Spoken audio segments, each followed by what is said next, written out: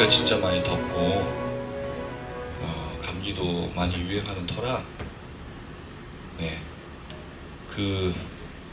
저는 좀 에어컨 바람을 많이 쐬서 좀 그런 것 같아요. 그래서 좀 냉방병 보듯이 코부터 이제 시작을 했는데 지금 이제 밑으로 내려가고 있어요. 어디가 내려가는지 모르겠는데 코가 왔다가 지금 목이 조금 가래도 좀 있고 그런데 하여튼 이 더운 여름 마지막 더위인 것 같습니다. 이번 주가 아마 그렇지 않을까 싶고 또 9월, 10월은 올해 4월, 5월 달에 참 좋은 봄 날씨였는데 그런 날씨가 되지 않을까 그냥 그런 얘기를 했어요. 아들하고 휴가 이제 집에 들여보내면서 지금 병장을 이제 달았습니다. 감사하게도 기도해 주셔서 아들이 잘 있고 병장도 달았는데 아들이 그날 들어가는 날 점심을 자기가 결제한 거예요. 원래 엄마가 쏘는 날이었는데 아들이 자기가 결제하면서 자기가 꼭 이러고 싶었다고. 걔는 원래 이렇게 뭐 생각이 되게 많더라고. 뭐 계획도 많이 하고. 그러면서 자기 멋진 이 상상을 했다고. 그러면서 이제 무슨 얘기를 했냐면 10월이 되면 좋은 날씨에 휴가를 또 나오거든요. 그러면 가을에 한번 여행 한번 가자 뭐 그런 얘기를 했는데 그런 기대감으로 버티겠다고 또 그러더라고요. 그렇죠 여러분. 사실 우리가 소망이 없고 뭔가 기대가 없으면 어떻게 버티겠습니까? 다음에 뭔가 이루어질 것. 이제 직장인들은 뭐를 기대하죠? 월급날. 그리고 이제 다음에는 쉬는 날 또는 이제 호봉이 오르는 거. 그 다음에 이제 연차가 거듭되면 그런 기대를 하면서 살아가는 거죠. 그게 없으면 이제 사실은 너무 지치는 거죠. 예전에 그래서 성과급, 그 다음에 이제 직급이 올라가면서 받는 게 있었는데 지금 이제 연봉제로 바뀌어서 그런 재미도 없고. 그래서 원래 우리가 그렇게 모아둔 돈으로 빚도 청산하고 막 그랬었는데 지금은 규모 있게 잘 써야 되는 그런 시대가 되는 거죠. 성도들에게도 마찬가지였었지 않을까. 그리고 당시에 이 요한계시록 읽고 있었던 성도들에게는 무엇이 기대이고 무엇이 소망이었을까. 사실은 이게 1, 2년에 걸쳐서 해결되는 문제가 아니었거든요. 우리도 잘 알죠. 그리고 주님 오신다는 약속이 이루어지지 않았어요. 우리에게도 마찬가지고. 그러다 보니 타협하는 사람들이 많아지고 신앙은 이건 사실이 아니야. 하나님이 신이 아니지. 오히려 로마 황제나 그 권력과 그 사람들을 따르는 게 더 맞는 것 아닌가? 그런 생각이 들었을 거예요. 무슨 소망이 있었을까? 무슨 기대가 있었을까? 제가 이 얘기를 드리는 이유가 있습니다. 우리 성도님들은 어떤 기대와 소망으로 사실 살아가시냐는 다음 주가 기대가 되고 한 달이 다음에 기대가 되고 만약 그렇지 않다면 우리 인생은 과연 무엇일까? 목회자로서의 고민도 그거죠. 사실 목회에 이제 기대는 없습니다. 그게 무슨 얘기냐면 교회가 점점 사라지는 시대에 다음 세대에 대해서 지금 많은 분들이 노력을 하고 있지만 과연 어떤 기대? 그러니까 우리가 생각하는 이전의 모습으로 기대는 쉽지 않는데 대신에 여러분 또 다른 형태의 하나님의 역사들이 있죠. 할렐루야. 저는 그걸 신뢰하면서 걸었는데 기대라는 거예요. 그래서 이런 질문을 드려보는 겁니다. 기대가 있습니까? 뭔가 소망하는 게 있나요? 없어요. 끝났어. 다 필요 없어. 그렇게 되면 이제 두 가지 반응이거든요. 하나 인생을 포기하든지. 그러면 다음 하나는 인생을 포기하는 걸 넘어서서 극으로 치닫는 거죠. 불평과 원망과 그런 삶을 살아가게 됩니다. 그게 이스라엘 백성들의 출애굽이었을 거예요. 왜? 그들에게 보이는 게 뭐였죠? 사막이지 않습니까? 사막을 여러분이 하루 걷는 게 아니잖아요. 40년을 걸었다고. 광야. 그래서 만나는 사람들은 다 뭐예요? 군대를 가지고 있죠. 조직을 갖고 있잖아요. 그래서 하나님이 자꾸 이상한 데로 내려가는 거예요. 뭐가 자꾸 생각이 나죠? 뒤에 있던 애국이 떠오르는 거죠. 그때가 더 좋았나. 우리는 아마 다 그런 인생을 살아가는 것 같아요. 그런데 늘 말씀드리지만 시편 23편 6절 나의 평생에 선하심과 인자하심이 정령 나를 다루리니. 하나님의 인도를 따라 손길을 따라 걸으면 그 어떤 길을 할지라도 뒤돌아보면 반드시 선하심과 인자하심을 고백할 수밖에 없다. 이 말씀을 좀 드리고 싶습니다.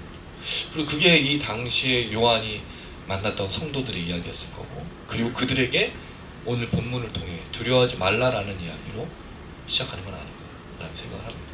오늘 본문은 서론의 이제 마지막 부분이에요.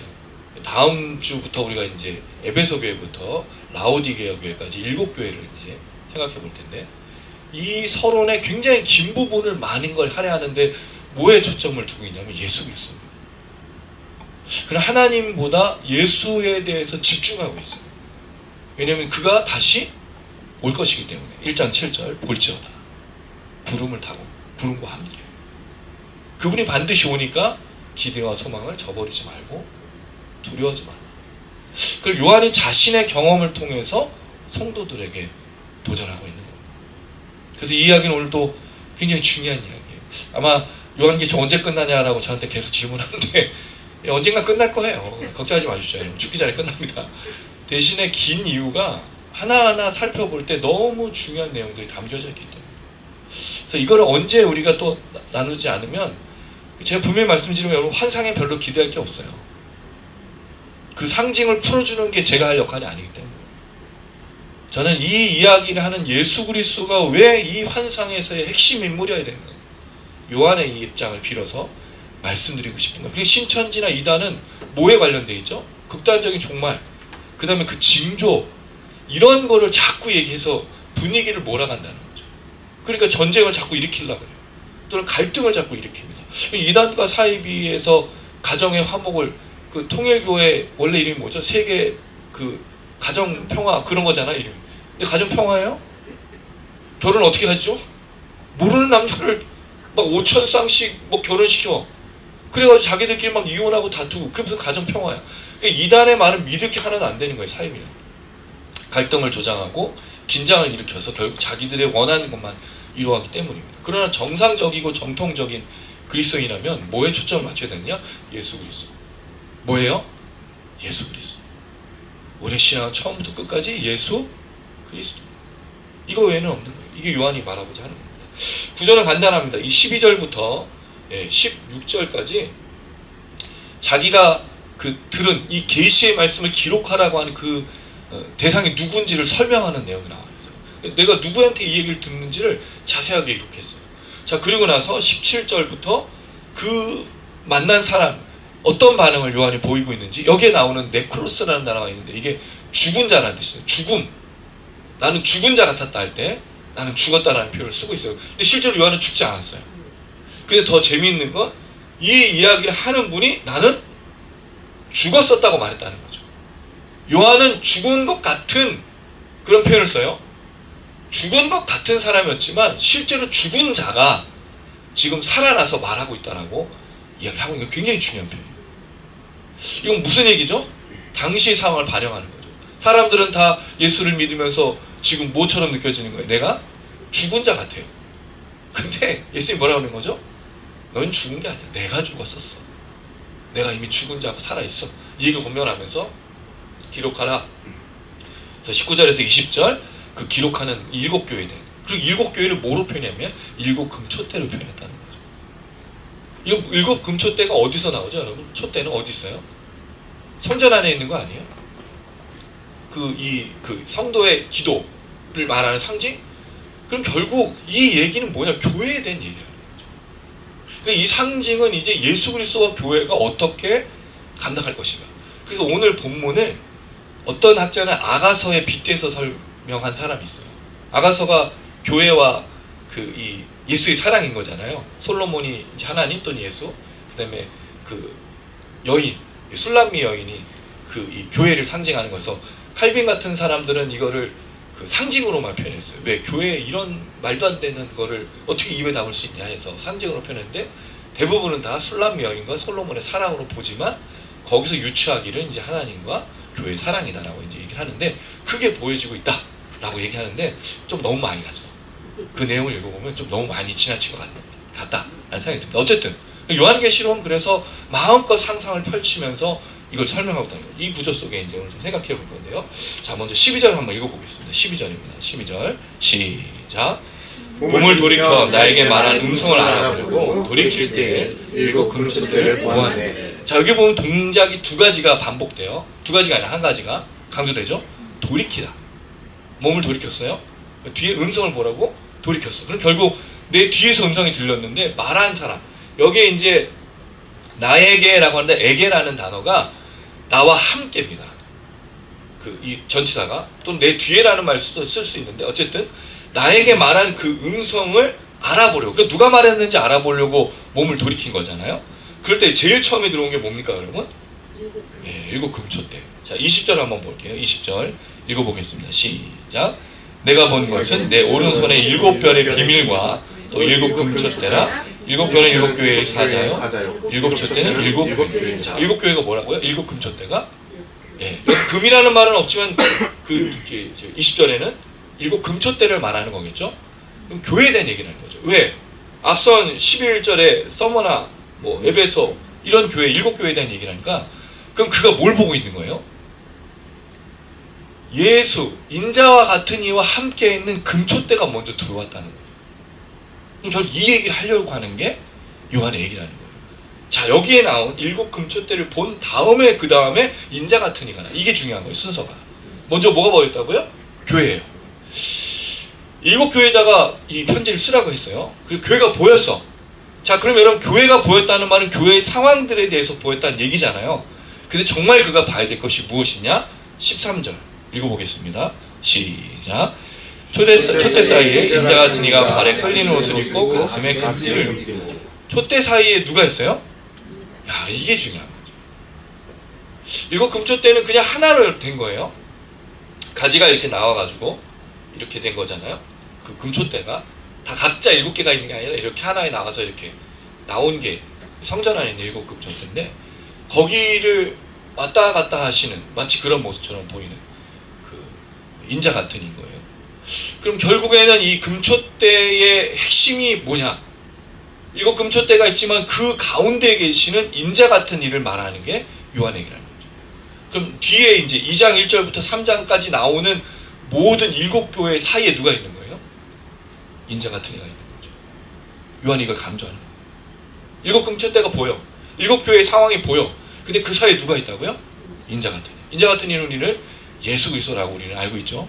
다니엘서 7장 13절 14절을 인용한 건데 이게 1장 7절에 볼지어다 구름을 타고랑 유사한 구절로 우리가 이제 지난번에 얘기했었는데 그 인자 같은 이. 그리고 왜 인자 같은 이가 나오는지가 중요해요. 앞에는 분명히 예수 그리스도의 계시라 했죠. 예수 그리스도를 말하지 않는 이유가 뭐냐? 이 인자라는 표현이 여기서 중요한 거거든요. 이게 조금 이따 설명을 드릴 텐데 어쨌든 교회 가운데 누가 계시다고요? 인자 같은 이. 여러분 교회는요 그래 절대로 무너지지 않습니다. 저는 이걸 얘기 드리고 싶어요. 물론 이름이 사라질 수는 있어요. 추태한 교회도 인원이 많아지지 않고 이 상태로 가다가 제가 이제 하나님 부르심을 받으면 교회가 명맥 유지 안 돼요. 그럼 추태한 교회는 사라지는 겁니다. 그럼 추태한 교회가 사라진다고 해서 교회가 사라지는 걸까요? 그렇지 않죠. 우리가 해왔던 말과 우리가 해왔던 모든 말씀들은 살아서 남아있는 겁니다. 그 누군가가 우리가 했던 추태한 교회의 업적과 우리가 했던 걸음들을 기억한다면 교회의 걸음을 또 누군가 다른 이름으로 걷게 되는 거죠. 그게 우리가 사도행전 28장으로 끝난 그 다음에 이어지는 액치 29라고 자꾸 말하는 건데 사실 그거는 무슨 방언하고 막 자꾸 그런 거지만 실제로는 초대교회를 이어가는 교회들의 역사라는 거죠. 교회는 절대로 사라지지 않습니다. 제가 죽으면 제 아들과 딸이 신앙을 이어서 걸어갈 겁니다. 여러분들을 통해 누군가가 또 걸어갈 겁니다. 혈육이 될 수도 있고 가르친 사람이 될 수 있고 함께 관계한 사람이 될 수도 있습니다. 교회는 절대로 사라지지 않죠. 왜냐하면 예수가 인자 같은 이가 교회 가운데 계시기 때문인 거죠. 자, 이후로 나오는 7 교회의 상황들이 만만치가 않아요, 여러분.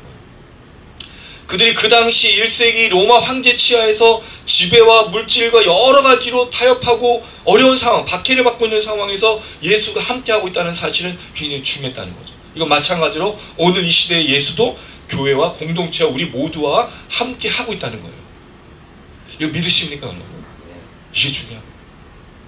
예수가 나와 함께 하고 있는 거예요. 이 질문을 매일 하셔야 돼요, 여러분. 주님 나와 함께 하십니까? 그러니까 그 찬양을 주님 나와 동행을 하면서 나를 친구 삼으셨네. 이 찬양 매일 우리가 불러야 되는 나와 동행하시는 오늘 하고 내일은 안 하고 이번 달 하고 다음 달 안 하고 격달로 하고 격주로 하고 아니라는 거죠. 이걸 요한이 강조하고 있습니다. 왜? 당시 상황에서 굉장히 중요한 문제였습니다. 자, 그리고 나서 인자 같은 이가 나오고 있는데요. 여러분, 인자라는 표현이 복음서에 60번 나와요. 그리고 인자라는 말이 굉장히 많이 나타난다는 거죠. 이 인자 같은 이라는 말이 첫 번째로 사용할 때 안식일의 주인을 말할 때였어요. 인자는 안식일의 주인이다라고 말하는 자기 소개가 나와 있어요. 자, 그 다음에 인자라는 말이 어떤 표현으로 자주 나오냐면, 인자는 배반을 당하고 고난을 받고 죽게 되고 다시 부활할 것이다. 여러분, 이게 중요한 거예요. 예수 그리스도 자기가 하나님의 아들로 죽는다고 말하지 않고 인자라 그랬다는 거죠. 왜 인자죠? 사람의 아들이니까. 예수님은 자기가 하나님의 아들로 죽는 게 아니라 사람의 아들로 죽는다고 말했다는 거예요. 왜? 사람의 아들만이 죽을 수 있으니까. 그래서 이거를 오해한 사람들이 십자가 상에서 사람의 아들은 죽고 하나님의 아들의 영이 임한, 그래서 부활이 그거다. 그 두 가지 영이 교체한 것이다 라고 말하는 그런 설명을 하는 사람들이 있어요. 이걸 설명할 수가 없으니까. 그렇지 않아요. 같이 죽으신 거죠. 그래서 사람의 아들로 죽었다라고 분명히, 왜냐하면 이게 구약의 표현이었고 구약을 이루는 사람의 아들로 죄를 모든 걸 짊어지고 죽은 분이시다. 마지막으로 인자와 관련된 것은 중요한 거, 영광과 이 모든 모습으로 다시 올 것이라는 말을 인자 같은 이와 썼다는 거죠. 우리 이걸 지난번에 1장 1절에서 말했어요. 인자는 반드시 온다는 거예요. 그래서 인자 같은 이를 쓴 거예요. 예수 그리스도라는 말을 쓰지 않고 인자 같은 이가 죽었다가 부활하고 다시 올 것이라는 설명을 하기 위해서 인자 같은 이를 썼다는 거죠. 자, 그런데 그 인자 같은 이가 어떤 모습을 하고 있느냐는 거예요. 첫 번째, 발에 끌리는 옷을 입고, 이건 이 요한계시록에만 나오는 단어예요. 발에 끌리는 옷, 실제로는 그 발, 뭐죠? 이게 복숭아 뼈를 덮는 뭐 이런 아주 긴 옷을 얘기하고 있어요. 자, 두 번째, 가슴에 금띠를 띄어. 여러분, 가슴에 금띠를 어떻게 띄어? 되게 웃기지 않아요? 그렇죠. 허리에 띠를 띄어야 되잖아. 근데 제사장들도 실제로는 뭐죠? 에봇 위에, 에봇이 이제 치마 같은 건데, 뭐죠, 이거? 앞치마 같은 건데, 거기 위에다 허리띠를 띄거든요. 허리띠예요. 여기다가 띠 두르지 않는다고. 그럼 이게 뭐야? 그래서 어떤 사람은 허리띠는 제사장의 사역이 완성되지 않은 거, 그래서 허리를 동여매라, 그럼 계속 일한다는 뜻인데, 가슴에 띠를 말하는 것은 사역이 완성됐음을 말하는 것이다 라고 생각하는 학자들이 있어요. 가슴으로. 근데 사실 정확하게는 가슴에 있는 게 아닙니다. 가슴을 향하여 있는 거예요. 올라가고 있다는 얘기죠, 허리띠가. 그래서 이 의미가 정확하게 뭔지는 잘 모르겠는데, 발에 끌리는 옷을 입고 금띠를 둘렀어요. 그럼 이건 여러분 뭐를 상징하는 것처럼 보이세요? 어떤 직분을 보여주는 것 같지 않습니까? 그렇죠, 제사장. 네. 금초대 사이에 걸어 다니면서 긴 옷을 입고, 왜냐면 발을 가려야 되잖아요. 그 하나님 성에 들어갈 때, 그 다음에 띠를 두르는 걸 보면서 제사장을 말하는 것 같다. 왜냐하면 이게 예수님의 삼중직, 예수 그리스도의 삼중직이죠. 대제사장, 제사장으로. 자, 그 다음 14절 읽어볼게요. 시작. 그의 머리에 털이가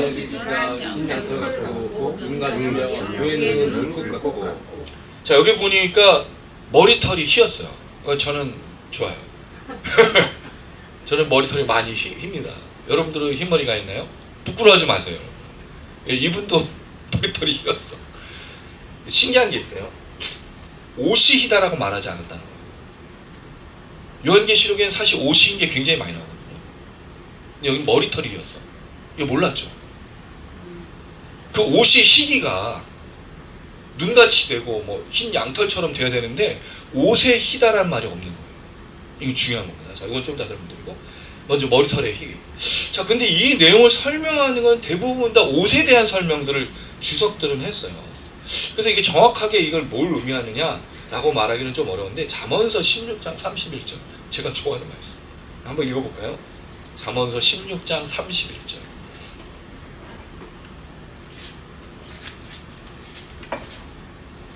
제가 새치가 났을 때, 고등학교 2학년 때부터 새치가 났는데, 우리 외가가 다 흰머리예요. 네, 저는 분명히 우리 외가의 자손인 거죠. 그때부터 제가 이 말씀으로 위로를 받으며 살았습니다. 잠언서 16장 31절. 같이 읽어볼게요. 시작. 백발은 영화의 면류관이라 공의로운 길에서 얻으리라. 제가 이 고등학교 2학년 때부터 새치가 나니까 이 말씀으로 위란을 받아서 나중에는 흰머리를 염색을 하려고 했죠. 흰머리털에 대한 얘기 거의 없어요. 성경에. 근데 이 구절 하나가 나오는데 이 백발이라는 말은 그 사람이 살아온 공의의 걸음, 그 의로운 걸음의 영화, 면류관이 바로 이 흰머리털이라고 보여주는 거죠. 그러니까 그의 머리털이 희다라는 말은 그 사람의 인생이 공의롭고 의롭다라는 걸 보여주는 거예요. 그래서 마치 요한계시록의 인자 같은 이의 머리털이 희다라는 말은 그 공의로움, 마치 이걸 보여주는 면류관 같은 그런 것이 아니겠는가라는 생각이 듭니다. 물론 이런 표현이 사실은 반복돼요. 다니엘서 7장 9절에 보면 그의 머리털은 깨끗한 양의 털 같고라고 되어 있는데 앞에 7장 9절에는 옷이 나와요. 옷의 희기가, 옷이 흰 것이 머리털과 함께 옷도 희다고 말하거든요. 근데 사실 요한은 옷은 빼버린 거예요. 그럼 다니엘서 7장 9절을 인용하고 있지만 이걸 생략했다는 말은 의도가 있다는 거 아닙니까? 원래대로 하면 이걸 같이 인용했으면 옷도 이고 머리털도 이어야 되는데 옷은 빼버린 거예요. 근데 여러분 사실 이 옷이 희다란 말이 계시록 3장 5절 이거 한번 볼까요? 3장 5절 3장이 좀 많이 나와요. 3장 5절 3장 5절 계시록 3장 5절입니다. 시작. 이기는 자는 이와 같이 흰 옷을 입을 것이요 내가 그 이름을 생명책에 써있고 지우지 아니하고 그 이름은 내 아버지 앞과 그의 천사들 앞에서 시인하리라. 자, 흰 옷 입은 걸 누굴 얘기하죠? 성도예요. 성도. 3장 또 18절인가 계속 반복되는 내용들을 보면 흰 옷에 대한 얘기가 3장 18절에도 등장하고 또 4장 4절, 7장 9절, 7장 13절. 근데 다 그리스도와 관련이 없이 성도예요. 그리고 흰 옷을 입은 건 여기서는 인자 같은 이가 아닌 거예요. 누가 입어야 되는 거예요? 성도들이 입어야 된다고 말하는 거예요. 그런 면에서 이 요한은 흰 옷을 뺀 것은 인자 같은 이가 무엇을 상징하는 것만 보여주고 이미 이겼기 때문에 이기고 승리할 필요가 없거든요. 이 흰 옷은. 이제 이기고 이기고 승리하는 건 누구에게 달려있다? 성도들에게. 그리고 흰 옷은 이제 성도들에게. 성도들은 머리털이다는 말은 나오지 않아요. 왜냐면 그들은 인자 같은 이가 아니기 때문에. 대신에 흰 옷은 부탁하는 거죠. 그래서 이런 차이를 요한이 두고 있는데 이런 설명을 하는 주석이 거의 없어요. 저만 얘기한 겁니다. 500원. 나갈 때 꼭 500원 주고 가세요. 아무도 발견하지 않은 거예요. 제 생각엔 그래서 인자 같은 이가 왜 흰옷이 빠졌는가라는 좀 생각을 해볼 때 성도들에게 흰옷을 부탁을 하고 이미 이분은 죽었다가 살아났기 때문에 승리했기 때문에 그 머리털의 영광만 보여주는 것은 아니겠는가라고 생각해 볼 수 있습니다. 자, 두 번째로 뭐가 있냐면 눈이 불꽃 같아요.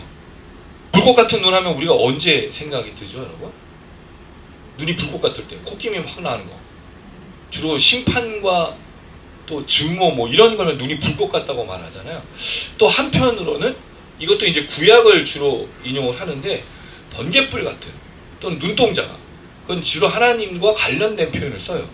요거를 이제 앞선 머리털의 흰 것과 눈의 불꽃 같은 것은 왕을 이야기하는 것은 아니에요. 앞서는 대제사장을 얘기했다면 이 그리스도 인자 같은 이는 그리스도로서 왕 같은 형상을 담고 있는 건 아니겠네요. 더 잘 보여주는 게 15절 읽어보겠습니다. 시작. 그의 발은 풀무불에 단련한 빛난 주석 같고 그의 음성은 많은 물소리와 같으며. 발이 이거 여러분 기억나세요? 느부갓네살 왕이 봤던 꿈에 다니엘이 인용한 거예요. 근데 거기 팔과 발이 재련된 구리가 주석이 구리잖아요. 구리 같은 거. 그러니까 다니엘서를 다 인용하고 있어요. 지금 다 인용하는데 요한이 필요한 것만 쏙 빼가지고 자기가 원하는 대로 지금 쓰고 있는데 대신 이분의 머리털, 눈, 그 다음에 팔은 빼고 다리로 넘어갔다는 거죠. 팔은 뒤에 나와요. 거기 7뼈를 쥐고 있는 부분 나오거든요. 사실 팔이 구리 주석 같다라는 표현이 나와야 되는데 이건 또 뺐어. 요한의 의도가 있이 지금 다니엘서를 인용하고 있는 거예요. 근데 어쨌든 지금 이 모습은 왕 같은 모습, 그의 거룩한 모습, 위험 있는 모습을 보여주는 게 아닌가. 이게 이제 풀무불이라는 말은 여러분 재련되다는 뜻이거든요.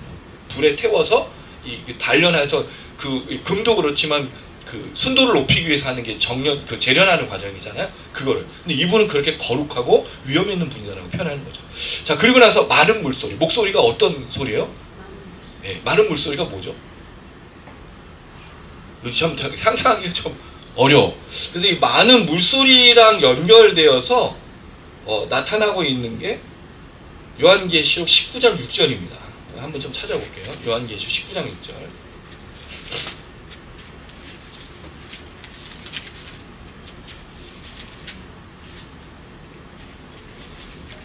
요한계시록 19장 6절입니다.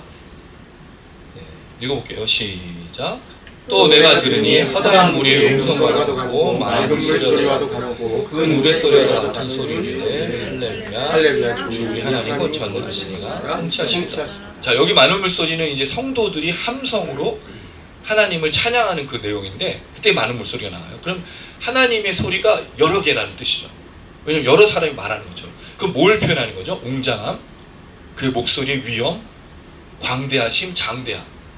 그 하나님을 뭐 목소리를 바라시면 그 앞에 엎드릴 수밖에 없는 그런 목소리라는 거죠. 여러분 왜 그 성우 중에 또는 그 대역 옛날 더빙을 많이, 영화는 더빙을 많이 했었을 때 더빙하는 사람들 목소리를 들으면 막 마치 왕이 말하는 것 같고 그런 위험 있는 목소리들이잖아요. 그런 목소리처럼 지금 듣고 있다는 거죠. 이건 이제 에스겔서를 인용한 건데 하나님의 웅장하심처럼 위대하심. 이것도 이제 표현이 뭘처럼 보이죠, 여러분? 왕 같은 느낌이 드는 거예요. 그래서 다시 처음부터 발에 끌리는 옷, 가슴에 금띠는 대제사장을 상징하는 것 같고, 머리털, 눈, 발, 목소리는 이 그 왕을 상징하는 것처럼 보인다는 겁니다. 자, 그다음 16절입니다. 시작. 그의 오른손에 7뼈이 있고 그의 입에서 좌우에 날선검이 나오고 그 얼굴은 해가 힘있게 비치는 것 같더라. 자, 여기 이제 드디어 팔이 나와요. 근데 앞선 다리 전에 팔을 다니엘서는 똑같이 구리주석으로 표현해, 구리, 정련된 구리라고 표현했는데 여기는 그렇게 표현하지 않고 손에 7뼈이 있다고 말했어요. 이게 중요한 이유는 당시의 성도들이 누구 손에 있냐는 거죠. 인자 같으니. 자, 그럼 여러분 여기서 이제 질문이 드는 거예요. 그의 손에 7뼈이 있다는 말은 실제로 7뼈를 들고 있었다는 얘기일까요? 이거 한번 상상해 보세요. 만약 그 상황이라면. 물론 그런 게 가능해. 드래곤볼이라는 이제 만화에 여러분 이건 안 보셨나요? 드래곤볼 만화? 맞습니다. 보시죠. 그 7별 별이 있어야 뭘 만들 수 있어요. 다시 자기 원하는 소원 들어주는 거 그거잖아요. 그런 손에 있었던 건가? 이건 정확하게 알 수가 없는데 상상할 수 없는 얘기잖아요. 그럼 손이 얼마나 커야 돼? 아니 손은 작은데 거기에 7별이 이제 딱 들어가 있는 형상이었나?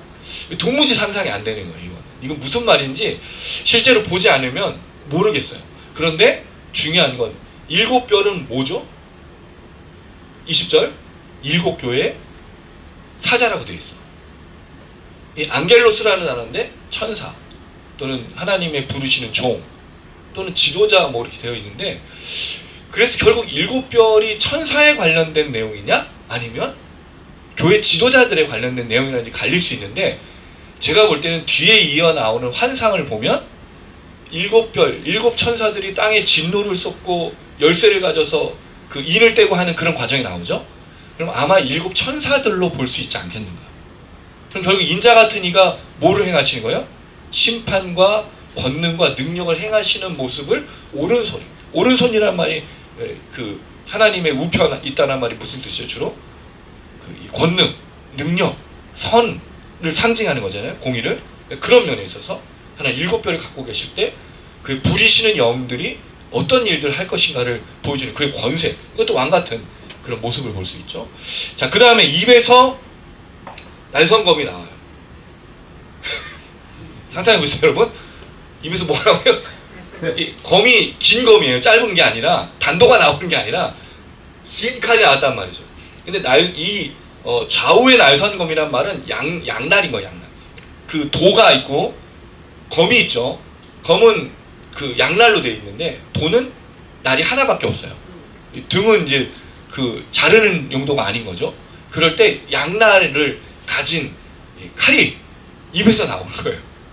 이것도 이제 진짜 실제로 입에서 칼이 yak 하면서 무슨 마술하듯이 뽑아낸 건지 잘 모르겠지만 이건 뭘 상징하는 거냐 이거죠. 입에서 칼이 나온다는 말이 무슨 뜻일까요?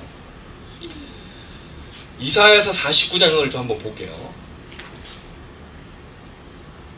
먼저 11장을 본 다음에 이사야서 11장 4절을 본 다음에 49장을 보겠습니다.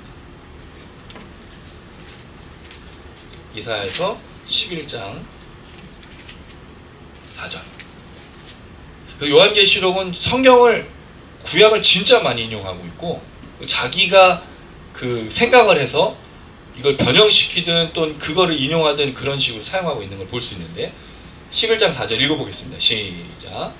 공의로 가난한 자를 심판하여 정직으로 세상에 겸손한 자를 판단할 것이며 그의 입의 막대기로 세상을 치며 그의 입술의 기운으로 악인을 주신 것이며.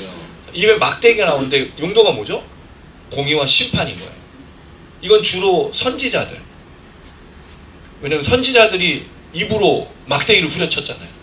공의를 베풀고 선포하고 그 얘기를. 그럼 여기서 나오는 모습은 이 그리스도의 삼중직 중에 선지자로서의 모습을 상징하는 것 아니겠는가.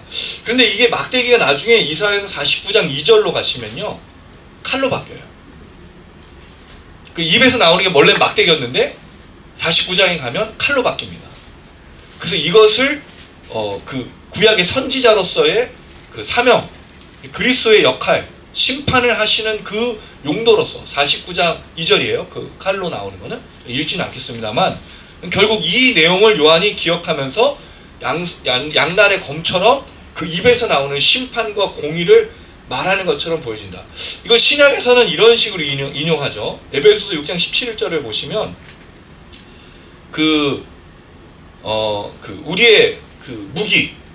우리의 무기는 영의 무기잖아요. 거기에 이제 나오는 17절에 구원의 투구 성령의 검. 근데 성령의 검은 뭐죠? 하나님의 말씀. 우리의 유일한 무기는 뭐냐면요, 말씀밖에 없어요. 그 영적 갑옷이라고 말하는 건 대부분 다 방어용 무기입니다. 투구, 갑옷 다 이거 방어용이잖아요. 근데 검만이 그 공격하는 건데 말씀이에요. 그럼 여러분 우리 싸우는 게 뭐로 싸우는 거죠?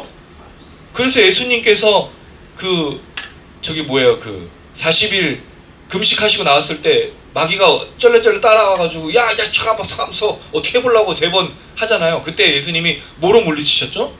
그렇죠, 말씀으로.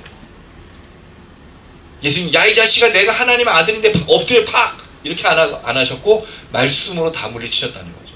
그럼 결국 이 양날의 검은 뭐로 말하는 거겠는가? 신약을 따르면 말씀인 거죠. 그러니까 선지자의 역사를 생각해 볼 수 있고, 히브리서 4장 12절 우리가 잘 아는 말씀이에요. 히브리서 4장 12절 하나님의 말씀은 살아있고 활력이 있어 좌우에 날선 어떤 것보다 예리하여 혼과 영감 및 관절과 골수를 찔러 쪼기까지 하며 마음의 생각과 뜻을 판단하느라. 결국 여러분 우리가 뭐를 읽어야 되는 거예요? 말씀을 얘기하는 거죠. 그럼 결국 이 얘기는 인자 같은 이가 왕 같고 그 다음에 선지자 같고 대제사장 같은 모습, 그러니까 그리스도라는 것을 표현하고 있는 거예요. 그 본 모습은 예수는 그리스도, 인자는 그리스도라는 것을 지금 설명하고 있다는 거죠. 자, 그리고 나서 마지막 표현 16절 얼굴은 해가 힘있게 비치는 것 같더라. 그 인자 같은 이에게서 뭐가 나와요? 빛인 거예요. 예수 그 자체가, 인자 같은 이 자체가 빛인 거예요. 어둠이 없습니다. 그에게서는 빛밖에 흘러나오지 않습니다. 이 빛이라는 것은 무엇을 주죠? 우리에게 위로도 주고 평안도 주고 치료도 주고 정말 많은 놀라운 역사들이 빛으로부터 일어나잖아요. 어둠이 아니에요. 왜냐하면 창세기의 어둠은 사실은 문제가 되는 게 아니었는데 타락한 이후로 어둠이 문제가 됐지. 그걸 볼 때 빛은 이 광채를 통해서 나타난 역사들을 이야기하는 거예요. 그래서 예수님이 이 빛으로 변모되셨던 때가 있었어요. 그게 언제였죠? 변화산상에서. 예수님이 변화했을 때 그 빛을 감당하지 못해서 이 베드로가 막 다 엎드러지고 두려워, 그 모습이에요. 인자 같은 이는 누굴 말하는 거다? 예수 그리스도고, 예수 그리스도의 삼중직을 잘 설명하는 것이고, 요한이 보고 있던. 자, 근데 여러분 재밌는 게 이 요한은 예수님을 알았어요, 몰랐어요? 너무 잘 알았던 사람 아니에요? 그가 이 예수님에게 그 베드로와 함께 항상 예수님 사랑하시는 제자. 근데 요한계시록에는 이런 내용이 거의 없어요. 자기와 친밀하신 예수를 얘기하지 않아. 오히려 예수를 그리스도로 보는 요한이 모습인 거예요. 복음서를 기록한 요한과 요한계시록 기록한 요한이 굉장히 달라요. 오히려 굉장히 예수 그리스도를 높이며 위대하신 분으로 말하고 있는 요한을 발견할 수 있다는 거예요. 언어가 조금 다른 것을 발견하게 됩니다. 어떻든 간에 이게 그리스도의 모습이었어요. 자, 그랬을 때 요한이 반응을 하죠. 17절 읽어보겠습니다. 시작. 내가 볼 때 그의 발 아래 엎드려져 죽은 자 같이 되며 그가 오른손을 내게 얹고 이르시되 두려워하지 말라, 나는 처음이요 마지막이니. 자, 지금 이 요한이 이 빛이 나는 광채, 마치 변화산상에서 그가 엎드려졌던 것처럼, 항상 베드로, 야고보, 요한이 예수님과 동행해 그 변화산상에 봤잖아요. 그도 엎드렸던 거죠. 무슨 두려움을 느끼고 똑같이 그 두려움. 여러분 이 사건이 예수를 만날 때마다 일어나는 사건이에요. 예수의 진정한 면모를 알 때마다 일어나는 사건인 거죠. 여러분, 왜 우리가 죄인이라고 고백합니까? 여러분이 정말 많은 죄를 저지르고 이 세상에 감당하지 못하는, 정말 감옥에도 넣을 수 없는 그런 죄를 저질렀기 때문인가요? 그렇지 않아요. 그런 사람도 있겠지만 그렇지 않은 사람도 많아요. 근데 왜 죄인이라고 불러요? 그리스도 앞에 서면 엎드러질 수밖에 없는 거예요. 이 인자 같은 일 금초대 사에서 딱 봤는데 그 끌리는 옷이며 그의 광채를 보며 그의 말에서 보며 그의 행동을 볼 때 엎드릴 수밖에 없는 거예요. 이게 바로 요한이 우리에게 말하는 거죠. 근데 사실은 그 당시에 엎드리는 사람이 누구였습니까? 로마 황제에 엎드리죠. 권력자들, 군대를 동원하는 사람들, 재력가들에게 엎드렸을 거 아니에요. 그들을 주라고 불러야 되고 그들을 퀴리오스, 주인으로 따라야 됐을 거 아니에요. 근데 아니라는 거죠. 진짜 주는 누구다? 예수 그리스도밖에 없다는 걸 다시 한번 보여주는 거예요. 그런 질문을 좀 드리고 싶습니다. 여러분, 예수님에게 엎드렸던 때가 언제인가요? 내가 그 앞에서, 그 광채 앞에서, 그 위대함 앞에서, 그 장엄함 앞에서, 그 놀라우신 분 앞에서 엎드렸던 때가 언제냐는 거예요. 한동안 교회에서 유행했던 게 있어요. 제가 대학생 시절이었어요. 그때 아빠 아버지 그 이 표현을 하나님에 대한 어린아이가 아버지를 불렀을 때 표현이 돼서 하나님을 친밀하게 부르자. 그래서 그 이상한 얘기를 한 사람이 있는데, 그 제가 어떤 선교단체에서 훈련을 받을 때였어요. 그 선배가, 야, 하나님 아빠니까 우리 아빠라고 편하게 부르자. 눈 떠. 기도하는데 우리 그때 막 기도하면 막 인상 쓰고 막 부르짖고 기도하는데 눈 뜨라는 거예요. 자, 하나님 아빠라고 한번 불러보래. 그래서 호부호영 하게 됐어요. 하나님과 호부호영 하면서 야, 아빠. 근데 너무 좋은 거예요. 왜? 그 느낌이라는 게 있잖아요. 아빠라고 부르는 편안함. 근데 뭔가 착각하고 있는 거죠. 그 아빠라는 말이 그런 의미가 아니거든요. 하나님을 친근하게 대하는 건 좋은데 친근한 걸 넘어선 거죠. 하나님 아버지시만 어떤 아버지세요? 아들을 내어주신 아버지. 우리의 죄에도 불구하고 끝까지 죽기까지 기다려주신 아버지라는 이 빠져버린 거예요. 하나님과 우리 사이에 예수가 있어야 되는데 하나님과 우리 사이에 예수 없이도 만나는 거예요. 이건 불가능한 겁니다. 우리 예수 없이 하나님을 만날 수가 없어요. 근데 교회에서 예수를 빼버렸어. 물론 여러분, 상징적으로 교회에 뭐 단상에 옛날 십자가가 있고 교회 건물에 십자가 있는 거, 이게 의미하는 게 아니에요. 근데 문제는 그게 아예 없어지면서부터 열린 예배, 뭐 이런 예배들, 그 다음에 이 단상과 저도 이걸 중요하게 여기진 않습니다. 그런데 그런 그런 것들이 사라지면서부터 우리의 마음에 하나님과의 관계의 친밀함을 호소하다 보니, 주장하다 보니 하나님이 어떤 분이신지 자꾸 놓치고 있는 거예요. 우리는 우리 스스로 하나님께 나아갈 수가 없습니다. 누굴 통해서? 이게 너무 중요한 거예요. 우리가 어떻게 예배드려요? 예수 이름 없이, 예수 은혜 없이, 십자가 없이, 그 보혈 없이 어떻게 하나님께 나아가겠습니까, 우리가? 그러니까 착각하는 거예요. 무슨 동호회처럼, 무슨 우리끼리의 모임처럼. 그리고 나니까 예배 끝나고 그렇게 말씀에 은혜 받는 사람들끼리 서로 치고받고 싸우고 욕하고, 예수가 없기 때문인 거예요. 예수가 결국에는. 지금 이 시대에 정말 심각한 문제라는 거예요. 예수가 회복이 돼. 이게 요한이 그래서 말하는 거예요. 그 앞에 엎드려지고 두려워하는 겁니다. 그럼 저는 그런 생각이 듭니다. 물론 우리가 여기를 들어올 때 누구도 물어보지 않지만 거룩한 하나님 존전 가운데 나아가는 그 예배, 그리고 예수의 피로 나아가는 그 예배가 회복되어야 된다는 거죠. 그런 우리의 예배가 되기를 주님의 이름으로 축원합니다. 그래서 죽은 자같이 됐어요. 근데 실제로는 죽은 자같이 되진 않아요. 근데 여러분, 이 표현도 다니엘서를 닮아 있어요. 다니엘도요, 하나님의 말씀을 들을 때 엎드러집니다. 기운이 빠져. 마치 누구처럼? 엘리야처럼. 근데 그때마다 하나님 사람들에게 해주시는 표현이 나타나. 어루만지시더니. 다니엘도 어루만지시고 엘리야도 어루만지시고. 죽은 자같이 하나님께 엎드리면요, 하나님 뭘 해주셔요?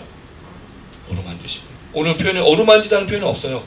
근데 오른손을, 여러분 이상하지 않아요? 여기 오른손을 사실 얹으면 안 돼. 왜? 여기 뭐가 있어? 7별 천사가 있잖아. 팍! 7별 천사를 같이 팍 얹었어? 그건 아니겠지만 여기서 오른편을, 그 7별을 어디로 갖고 얹어주셔요. 권능의 손으로, 놀라운 능력. 누구에게? 예수 그리스도의 그 앞에, 권위 앞에 엎드린 자들에게 얹어주신다. 이게 공통적인 특징이에요.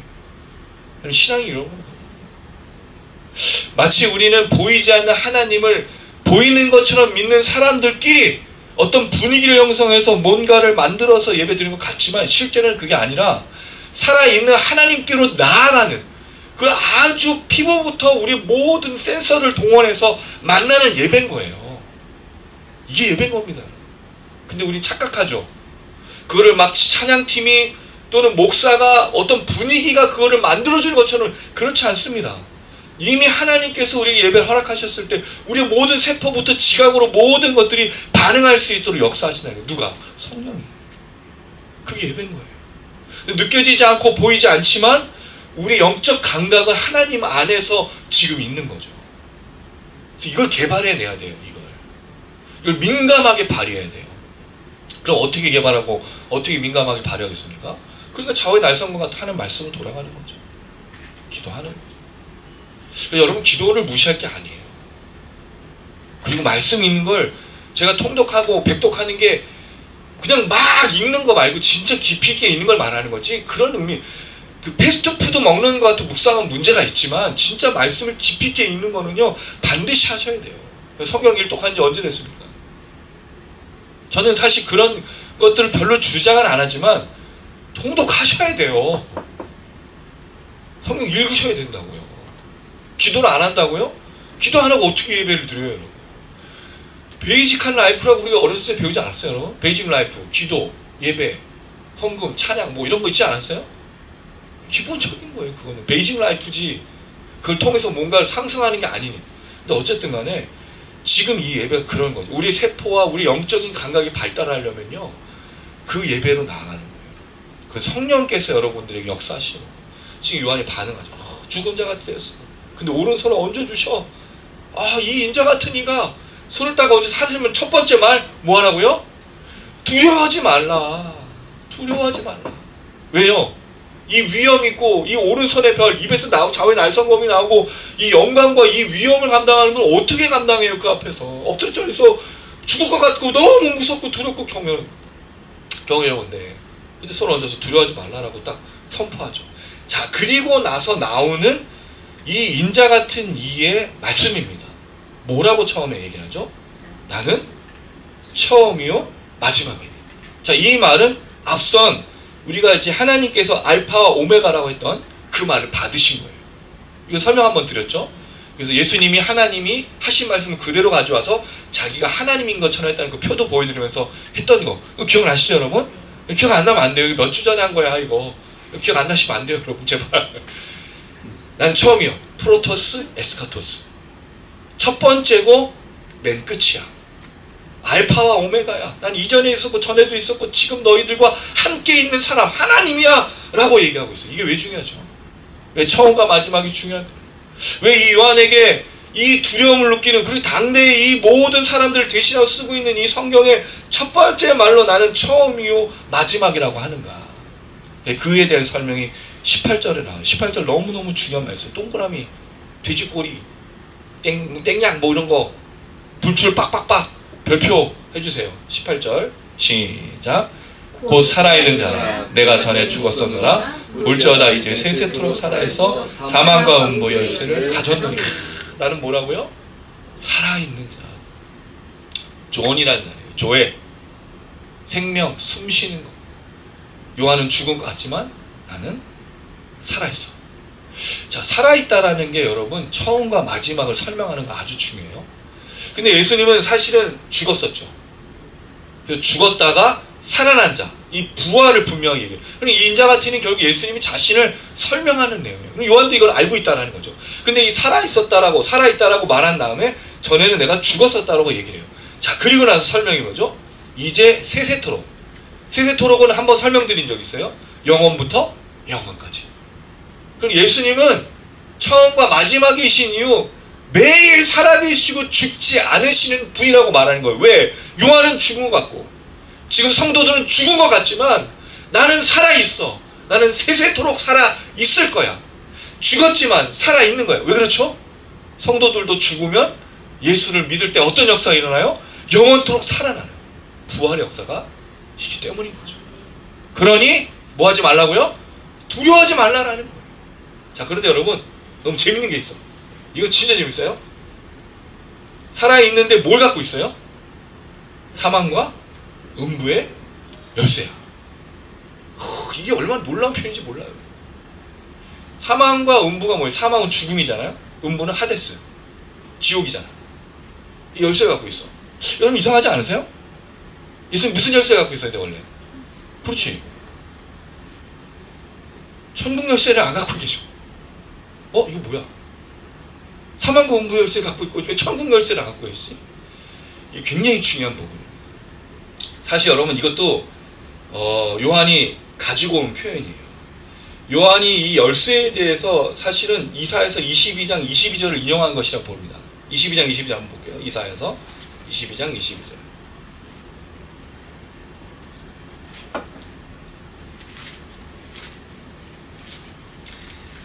이사야서 22장 22절. 재밌죠 여러분? 천국 열쇠가 아닌 건 저는 새롭네요. 사망과 음부 열쇠. 근데 이게 어떻게 변형돼서 오는지 요한이 어떻게 변형시키는지 한번 보셔야 돼요. 이사야서 22장 22절 읽겠습니다. 시작.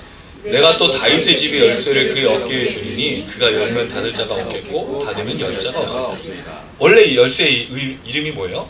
다윗의 열쇠였어요. 근데 이 다윗의 열쇠를 말할 때 이 다윗의 열쇠를 받은 사람이 엘리야김이라는 사람인데 원래는 셈나라는 사람이 이거를 관리했었다가 엘리야김으로 바뀌게 돼요. 근데 이 두 사람 다 이 다윗의 열쇠를 뭐로 받았냐면 창고예요. 다윗의 그 창고를 관리하는 열쇠였어요. 근데 이거를 요한이 사망과 음부 열쇠로 바꾼 겁니다. 다윗 왕 안에 있는 궁전 안에 있는 그 보물 창고를 사망과 음부 열쇠로 바꿔버린 거예요. 그럼 그 사이에 뭐가 있어야 되느냐? 그게 우리가 잘 알고 있는 마태복음 16장 사건이에요. 마태복음 16장 가볼까요? 16장. 여러분이 잘 아시는 그 베드로 반석이 된 이유, 게바에서 반석이 된 이유 아시죠? 그 베드로 그 얘기입니다. 16장 마태복음 16장 15절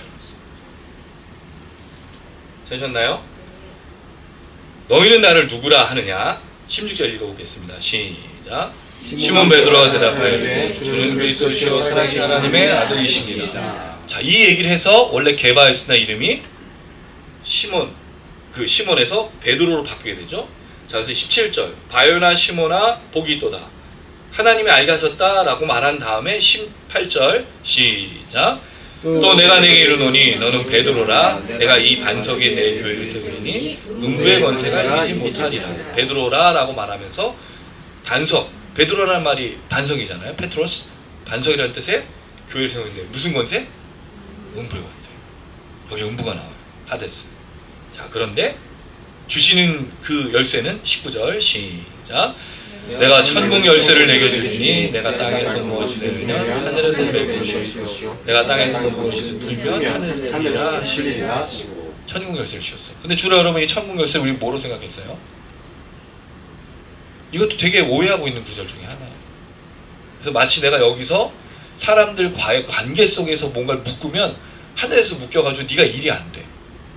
여기서 사람들과 풀면서 살으라고 말하는 그런 내용으로 접근하기도 한다는 거예요. 근데 그게 아니라 이 천국 열쇠 뒤에 보면요, 예수가 고난받고 죽는 사건 앞에 이 사건이 있어요. 자, 그리고 나서 베드로가 예수님을 붙들죠. 예루살렘 올라가면 안 된다고. 이 베드로라고 불려서 천국 열쇠를 맡긴 사건 다음에 베드로가 뭐가 됐어요? 마귀가 된 사건이에요. 이어지는 사건이에요.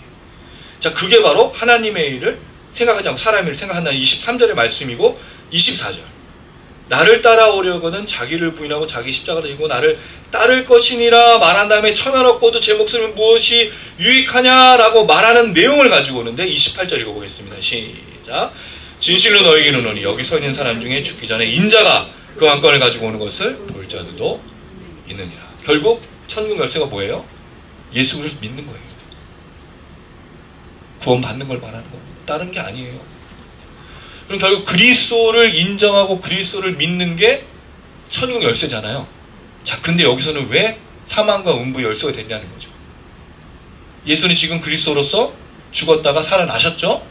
그럼 그는 천국에 들어간 열쇠를 갖고 계신 거잖아요. 근데 아닌 거예요, 이제. 왜냐면 이 인자는 뭐 하기에 오시죠? 심판하러. 그럼 무슨 열쇠 갖고 있어야 돼? 심판의 뜻이 뭐예요? 천국에 들어간 예수님 믿는 사람 다 천국 가. 안 믿는 사람에 대해서 오는 거지. 사망과 음부 열쇠. 이걸 제일 중요하게 여겨야 될 게 뭐냐면 사단이 사망과 음부 열쇠를 갖고 있는 자가 아닙니다. 우리 전통적으로 그 지옥을 관리하는 사람을 누구로 봤어요? 사단과 마귀가 지옥을 막 관장하고 거기서 막 괴롭히면서 야 이 자식들아 뭐 이런 걸 하는 아니에요. 제가 누누이 말씀드렸어요. 사단 마귀는 지옥을 관장하는 자가 아닙니다. 누가 관장해요? 예수가 열어서 보내는 거예요, 지옥을. 그리스도가 보내는 건 예수를 안 믿으면 지옥 가니까 그 얘기를 하고 있는 거예요, 지금. 그리고 나중에 사단, 마귀, 모든 영적인 악의 세력들은 다 어디로 가죠? 둘째 사망. 사망과 음부의 열쇠를 갖고 계신 거예요. 처음엔 다윗의 열쇠였어요. 축복과 은혜를 주는 그 보물창고 열쇠가 천국 열쇠로 바뀌죠. 근데 그 천국 열쇠는 예수 그리스도를 믿는 자가 들어가는 열쇠였어요. 근데 마지막에 오실 때는 심판하는 열쇠를 갖고 있죠. 사망과 음부로 보내는 열쇠. 왜냐하면 그가 죽었다가 살아났기 때문입니다. 이 세상에 죽었다가 살아난 사람 한 사람도 없어요. 오직 예수만이 그리스도라고 불리는 이유, 예수만이 부활하신 분이라고 불리는 이유는 죽었다가 살아난 이가 예수밖에 없기 때문입니다. 할렐루야. 너무 놀라운 표현이에요. 그래서 이제 그가 사망과 음부의 열쇠를 가지고 와서 심판합니다. 자기의 행위대로 그 사람들 다 이실직고해서 음부로 보낼 사람. 그러나 이미 구원받은 사람 어디 기록되어 있어요? 생명책에. 열쇠로 하는 게 아니야. 그리고 뒤에 여러분 요한계시록에 열쇠와 관련된 표현이 진짜 많이 나와요. 근데 그게 다 무적행의 열쇠예요. 음부. 그럼 결국 예수가 사망과 음부 열쇠를 가지고 와서 심판해서 열어서 들어가게 하는 거죠. 그러니까 예수를 믿는 자는 생명책이에요. 바뀌었어, 이 내용이. 요한이 이 구약의 다윗의 열쇠를 보물창고처럼 얘기했던 거를 그 예수님이 그리스도라는 사건을 통해서 그게 천국 열쇠를 바꿔주셨을 때 자기는 사망과 음부 열쇠를 바꿔놓은 거죠. 구약을 이해해서 예수 그리스도를 이렇게 말해주고 있는 요한인 거예요. 근데 이 사망과 음부 열쇠도 주석을 찾아보면 별로 설명이 없어요. 거의 얘기하지 않아요. 근데 제가 볼 때는 이 사망과 음부 열쇠를 가지고 오신 분이라고 말하는 건 분명한 이유가 있다. 그만이 이 열쇠를 열어서 들어가게 하신다는 거죠. 지옥에 사단이 끌어가는 게 아니에요. 그리고 사단 마귀 때문에 지옥 가는 것도 아니야. 예수 그리스도를 거부하고 배반하고 믿지 않으면 가는 겁니다. 그러니까 이 성도들에게 뭘 얘기하고 있어요? 이 그리스도를 끝까지 붙들고 놓지 말라는 거죠. 그가 그리스도로 다시 오시기 때문에, 그 열쇠 가지고 계신 그 분 때문에. 그래 닫을 수도 있는 분이에요. 사망과 음부 열쇠를. 예수가 끝까지 붙들고 계시면 닫는 거죠. 그 얘기는 그래서 살아있는 자다. 그리고 세세토록 얘기를 하는 거죠. 자, 그리고 19절, 20절 같이 읽겠습니다. 시작. 그러므로 내가 본 것과 지금 있는 일과 장차 될 일을 기록하라. 내가 본 것은 내 오른손 7별의 비밀과 또 7 금촛대라. 7별은 7 교회의 사자요, 7 촛대는 7 교회니라. 내가 본 거. 뭘 본 거죠? 지금 이거잖아요. 그리고 뒤에 20절에 7별의 비밀. 그리고 7 교회. 그럼 지금 7 교회 얘기와 앞으로 일어날 일들을 네가 본 것으로 얘기해서 쓰라고 얘기하는 거고, 장차 일어날 일, 지금 있는 일을 기록하라고 말하는 거죠. 왜냐하면 사망과 음부 열쇠를 가지고 예수께서 다시 오실 것이기 때문입니다. 말씀을 맺겠습니다. 오늘 말씀은 어려운 말씀은 아니에요. 근데 예수가 누구고 인자 같은 이가 누구고 다시 오실 분이 누구인지를 분명히 설명하고 있습니다. 그는 대제사장입니다. 그리고 그는 왕이시고 선지자예요. 그가 뭘 갖고 있죠? 사망과 음부의 열쇠로 심판하러 오십니다. 그러나 생명책에 기록된 자들은 심판하러 온 게 아니죠. 그 생명책에 기록된 자는 이 예수의 오심이 아멘 주 예수여 어서 오시옵소서라는 은혜의 기다림인 거예요. 그래서 종말의 때를 살아갈 때 우리는 뭘 할 수 있는 거죠? 교회에 모여서 종말만 기다리는 게 아니에요. 우리는 그날이 올 때 더 가까이 올수록 기록하고 말하고 전하는 이 세상의 삶을 최선을 다해 살아가야 돼요. 그러나 늘 말씀드리지만 이 세상의 삶을 최선을 다해 살아가면 이 세상에 매여있는 삶을 살아서는 안 되는 거죠. 이 세상에 매여있는 게 뭐예요, 여러분? 걱정하는 겁니다. 염려하는 겁니다. 절망하는 거예요. 낙심하는 거예요. 뭐 때문에? 집이 안 커져. 집이 뭐가 안 돼. 먹고 사는 문제가 해결이 잘 안 돼. 그 이 세상에 매여 사는 거예요. 우리 이 세상에 매여 사는 사람들이 아닙니다. 그럴 때도 있고 저럴 때도 있고 주시는 대로 인도하시는 대로 가장 선하신 하나님을 믿고 살아가면 되는 거예요. 그랬을 때 두려워하지 마십시오. 왜냐하면 7 금초대 사이에 다니시는 분이 누구라고요? 인자 같으니. 그럼 우리와 늘 함께 하시는 분이에요. 근데 우리는 그 예수님의 손길을 별로 필요하지 않아. 왜? 마음에 안 들거든. 부모가 뭘 좀 도와주려고 하면 야 이건 어쩔까 필요 없어 뭐 이런 가족밖에 없어요. 필요 없다 하지만 가족밖에 없어. 진짜 세상에 남는 건 가족밖에 없더라고. 위로해주고 기도해주고 잘하셔야 돼요. 제가 오늘 아침에 어머니한테 좀 실수를 했어. 오면서. 그래서 좀 지금 마음이 너무 무거운데 기도하면서 아까 전화드려도 전화도 안 받으시더라고요. 잘못했어요 제가. 가서 어머니하고 또 잘 이제 가족밖에 없어. 그리고 예수밖에 없어요. 맞죠 여러분? 예수밖에 없어요. 두 번째, 사망과 음부 열쇠를 가지신 분이시다. 여기는 생명체로 허락하신 그 예수를 온전히 예배하고 예배를 통해서 끝까지 그 주님과 함께 걸어가는 배반하지 마시고 거절과 거부하지 마시고 타협하지 마시고 그 예수만 온전히 붙드는 우리 모두가 되기를 주님의 이름으로 축원합니다. 아멘.